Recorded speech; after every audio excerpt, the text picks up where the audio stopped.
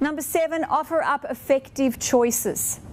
The ultimate in empowerment of another individual is to give them freedom of choice.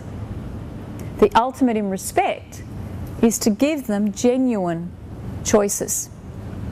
I have to tell you that my first job out of university as an honours graduate in psychology was with Jenny Craig Weight Loss Centres. And I was fortunate enough at the time to be trained by the best. I was trained by Jenny Craig herself, and she was an absolute gun. I went in there as a behaviour education instructor, as a psychology graduate, and walked out of the interview as a sales consultant. I don't know how that happened. She was a pretty persuasive woman. What I'll tell you though is I had a very weak BATNA. I had a very weak best alternative to a negotiated agreement, a very weak option. My partner and I were living on 13.5, Fred, if you're listening to this, sorry, it was not about you, it was just about what they paid at the time.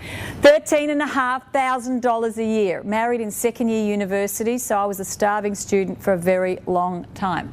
By the time Jenny was ready to offer me a job, whatever the job would have been, I think I would have taken it. But the training with her was amazing.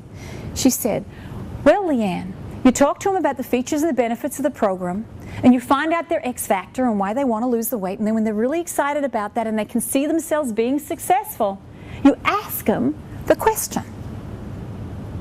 I said, what question would that be? She said, how would you like to handle that? Cash, check or credit card? Now that was what we're going to call a triple forced choice.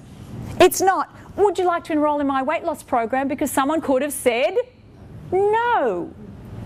But how would you like to handle that? Cash, check or credit card? And only ask them when your perception is that they're kind of ready and excited. That's a gun. Now I could only feel that I could do that ethically if I was selling a good program, and I believed I was selling a good program. I was only going to sell it to people who really wanted it. So I was comfortable with that, but it was about forced choice.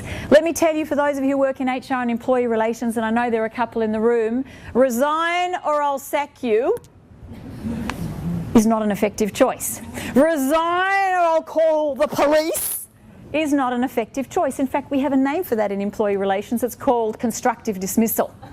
And it can be a form of unfair dismissal because there is no presence of an effective choice. Now, if they've done something really, really naughty, that's my very technical employee relations term for misconduct.